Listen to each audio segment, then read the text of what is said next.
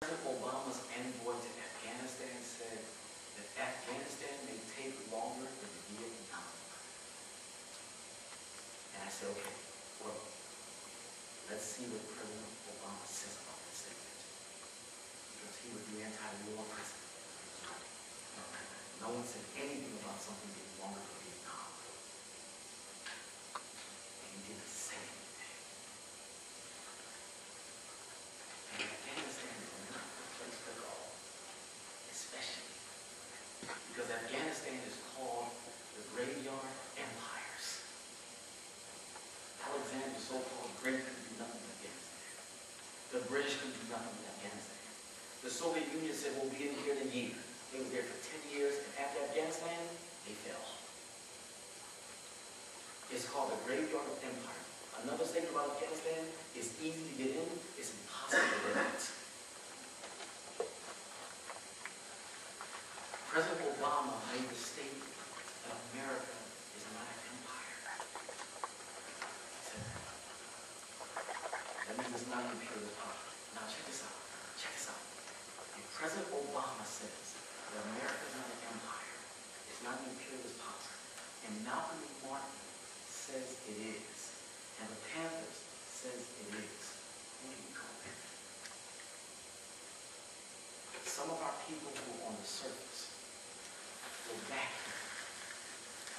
because there's a black president. It's not pink. And can you imagine if black people support an imperialist power against another people who are fighting against imperialism? It goes back to the brothers. How can we support, how can we be as an oppressed people be against another oppressed people? If we do that, we forfeit our right for justice. There are some of our people who are going to back, who are going to support. What the Panther said, we are against wars of aggression. There are some black people who are going to support wars of aggression because it's a black president. That's a danger. That's a danger. Because President Obama, and we hope he does, he will have to go against an imperialist structure. If you're an empire, of course, your most powerful corporations are going to be those corporations that make money from war. Of course. You're an empire. War is profit. War is big business. So Lockheed Martin, Northrop Grumman, General Electric, the whole crew, of course, they're an empire. They have to have an army. And so it is only consistent with an empire that your most powerful corporations make money off of war. General Electric don't just make light bulbs and toasters. They make war, they make weapons. And they also own NBC. So what position do you think NBC is taking against the war? NBC ain't taking an anti-war position. They owned by General Electric. General Electric make weapons. Yeah, NBC gonna be supporting war. So President Obama has to go against that military-industrial complex because they want war. They make money off of war. Anything associated with war is hot business now. You get a job with one of those corporations, you're going to make money. You're going to make money. You can enlist, get you a signing bonus. Anything associated with war now is making money. That's an empire. That's an imperialist power. And right now, the only thing America has left now, they're not making anything anymore. The Chinese are making it. All America has is weapons, guns. So in their minds, they're saying, no, we will kill you. This is how the game is played. They get these puppets in there. These puppets got to play. If these puppets don't play, you die. Read the book Confessions of an Economic Hitman by John Perkins. He broke it down. That's how the game is played. You going to play ball? Are you going to be with the empire? The leader says, no, I'm not going to be with the empire. He is either assassinated in a mysterious plane crash, or the CIA will engineer a coup, a revolution in his country. But you ain't going to play ball. We will kill you. That's how this game is played. And so therefore, like Malcolm said, anyone who fights against this empire, they're the bad guys. Of course they're the bad guys. The Panthers fought against the empire. What did Elaine Brown say? She said they're going to send troops. What country said she was send troops to?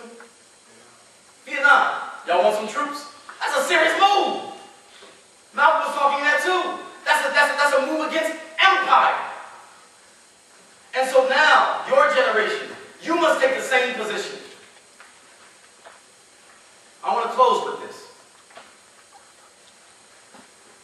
you must take the same position. You must take an anti-imperialist stance. You have to take the same stance as the Panthers, that we are against wars of aggression. You must do this. And you must speak out and against it. And you have to put pressure on President Obama. No wars of aggression. No.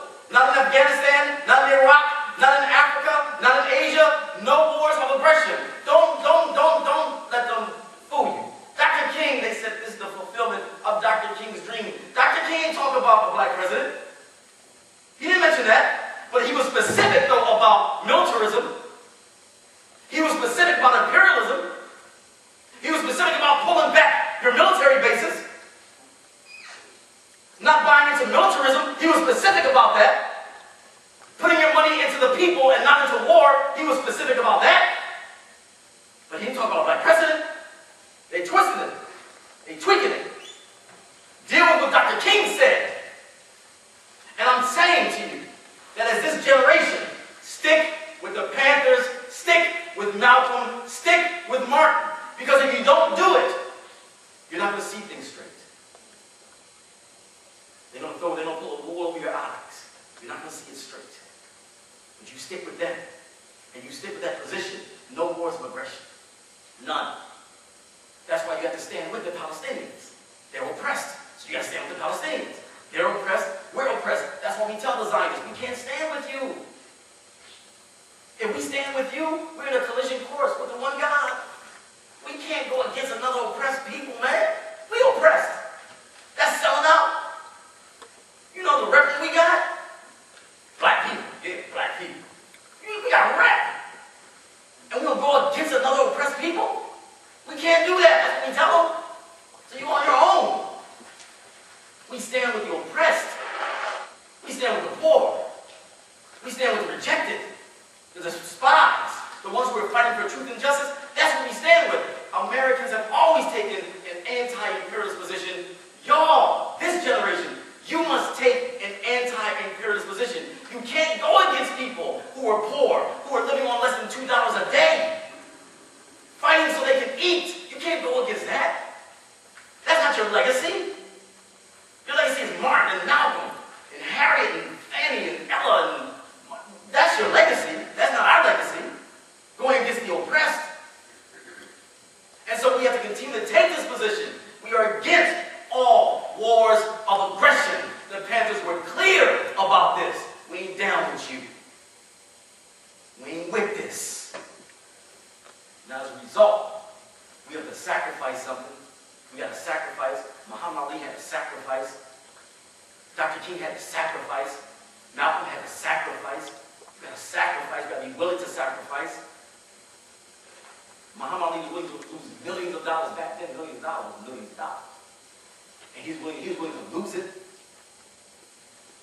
And they made sure that no other athletes would be like Muhammad Ali. I know Michael Jordan's the best thing they ever put on sneakers in the basketball court. But Michael Jordan, oh Lord. Michael Jordan didn't do nothing having to do with color or racism. Nothing at all. He didn't make no statements. Because they told him, don't you dare be like Muhammad Ali.